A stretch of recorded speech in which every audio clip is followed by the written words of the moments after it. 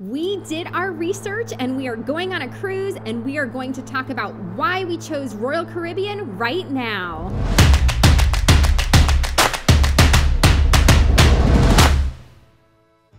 Hi, this is Amy with TPF, Trips, Places, and Fun. And this is John, and TPF, we talk about fun and exciting family-friendly adventures.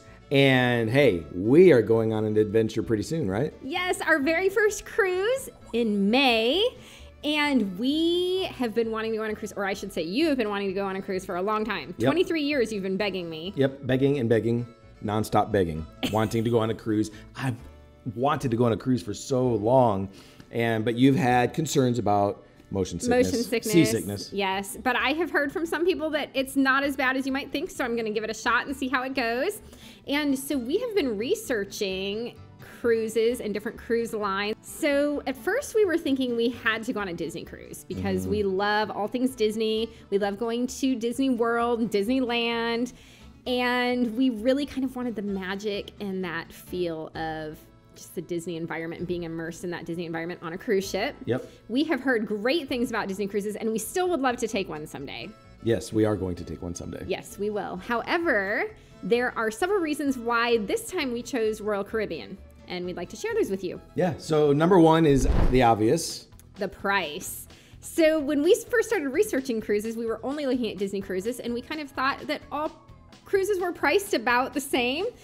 Until we started to do a little more research and we realized that Disney is actually way more expensive than most of the other cruise lines. Yeah, so we were looking at Disney and making our plans, and we were planning for November, and we're like, man, it's, should we do a shorter one, a longer one? It's so pricey. And then we stumbled upon some other cruise lines, and I was blown away. We were like, oh my gosh, this is like a third or a half of the price. Yes, so we chose a 4-day Royal Caribbean cruise to Nassau and Coco Cay. And which ship are we on?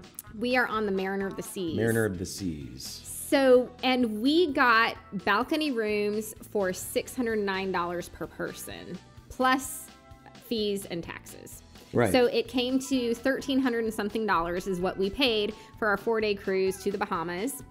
And a Disney cruise, this exact same time frame, also 4 nights in the Bahamas, out of Port Canaveral, came to, for a veranda, $2,700 instead of the $13,000. Or $29,000. No, $29,000 for the same time. So for the same time frame, it was $2,900. More than twice as much. Yes, over twice as much. So we thought we could either do the more expensive Disney cruise, but probably have to wait till November, or we could do the less than half price cruise with Royal Caribbean and do it in May. So we decided to go for Royal Caribbean this time. Yeah, and I've been looking at videos, and we've been searching and researching, and people take all different types of cruises, and there's reasons to go on different cruises. We've never done this, and so my guess is we're gonna have a blast on Royal Caribbean, and then whenever we go on Disney, it's gonna be completely different. Yes. We're also gonna have a great time. I've heard people say that you can't really choose which one is your favorite because they're just so different and you love them both. It's like trying to choose your favorite child.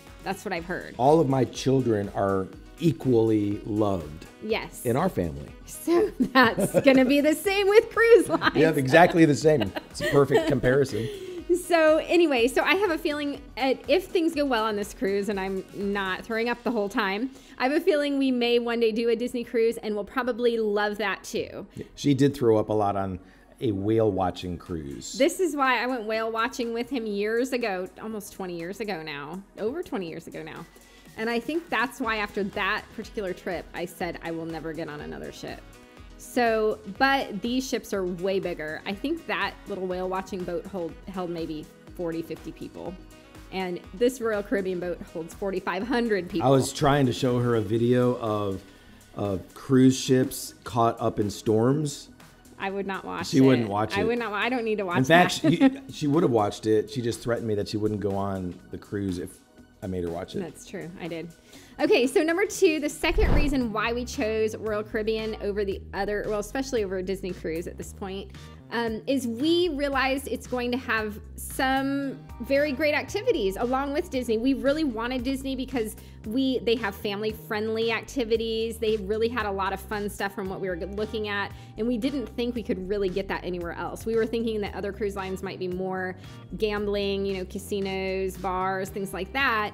And we were really wanting some other kinds of activities. And then we started researching our ship, Mariner of the Seas, through Royal Caribbean. They have laser tag. They have VR trampoline experiences. An escape room, water parks, you know, all these activities along with the shows and things like that.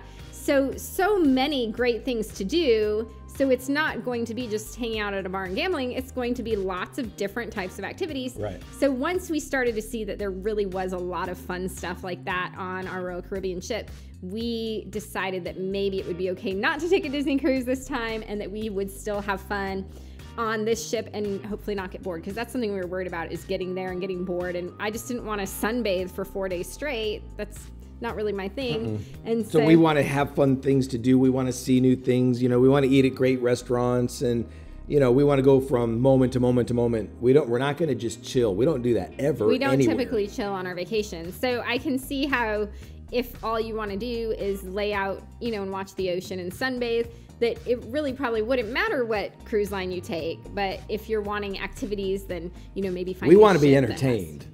And do fun things. Do fun things. Because we're kids. At heart. All right. And number 3 is the ports. And so kind of your destination. And I don't know, I feel like there's so many fun places to go on a cruise. But we thought for our first time, the Bahamas would be fun. Going to Nassau would be fun. They have Atlantis on Nassau. That place, I've been wanting to go to that place forever. And then I didn't even realize, because I've seen the commercials, I didn't realize that that's where this boat was going. And so I'm like, oh my gosh, we're going to be right there. We're going to go to Atlantis. But we actually might not go. Well, I guess the highlight of Atlantis, of course, is the water park. And we will have already been at Coco Cay and seen the new water park on Royal Caribbean's private island.